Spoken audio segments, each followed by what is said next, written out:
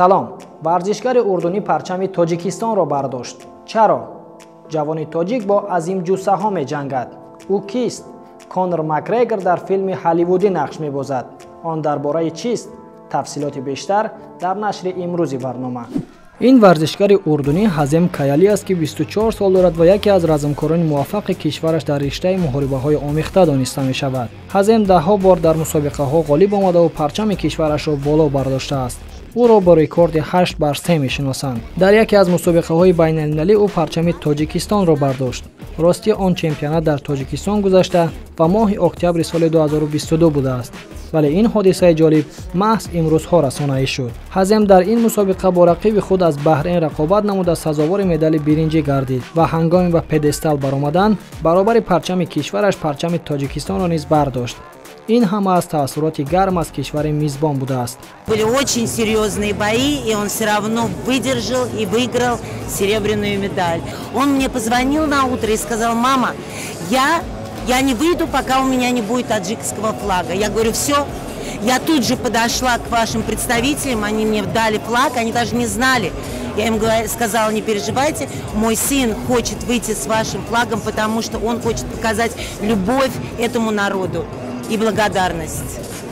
جانیبک جباروف یا طور خودش میگوید جان اویالینی جنگاور تشکیلات AGFC رقیبانی سرسخت میجوید. جانیبک 21 سال داشته یگانه ورزشکار تاجیک است که در این تشکیلات پاپ MMA مقام خاص خود را دارد. هرچند که او تا حال تنها 2-3 محاربه پروفسیونالی دارد، اما اکثر رقیبانش الکی از محاربه با او میترسند. او جسور و نوترس بوده، با دعوت‌هایش به ورزشکاران پرقوت فرق میکند.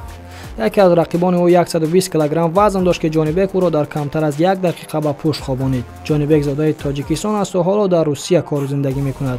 از زمان خردی به ورزش محاربه‌های آمیخته شوق و رغبت داشت و تاکنون در ده‌ها محاربه‌های غیر کسبی دست بالا شده است. او را فضل‌الدین کریموف، ورزشکار دیگر تاجیک که حالا قهرمان 2 وزن در تشکیلات AGFC است، به این تشکیلات آورده است. جانیبک نیت دارد در نزدیکترین فرصت کمربند قهرمانی این تشکیلات را به دست آورد. تجمف فدراسیون محاربه‌های آمیخته تاجیکستان جنبسته سالانه دارد. در این چهاربینی که 27 ینور دایر می شود، ورزشکار، استاد، کاتمن و دیگر نماینده‌های بهترین سال را معین می کنند. همچنین به زیاده از 11 ورزشکار عنوان استاد درجه بین‌المللی داده می شود. تجمف بزرگترین تشکیلات در رشته محاربه‌های آمیخته بوده، سالانه 6-7 مسابقه می‌گذراند و ورزشکاران کشور را دستگیری می‌کند. تفصیلات بیشتر درباره نتیجه‌های سالانه تشکیلات را در بخش آینده خواهیم گفت. کانر مکگریگر در فیلم نوی که امسال به اکران‌های کینوتئاتر می‌براید نقش آفریده است. فیلم خانه نزد راه از آن قصه می‌کند که قهرمان اساسی آن دالتون که او را جیک جیلنهال بازیده است، سابق قهرمان UFC بوده. پس از انجام کاریرش به یک ناحیه دوردست رفته در یک میخانه همچون پاسبان به کار می‌دراید. ولی اوباشان در آن محل خیلی زیادند و او را می‌باید قانون و حیات آنجا را تغییر بدهد. کانر مکگریگر یکی از آن اوباشان است. Hey fellas, looks like you're having a smashing night. Dalton, I got a tip for you. Don't let no one get this close. خانه نزد راه فیلمی بازساخته یا خود ریمیک فیلمی همنام برایش سال 1989 می باشد. نخست نمایش فیلم جدید 21 مارس امسال در نظر است.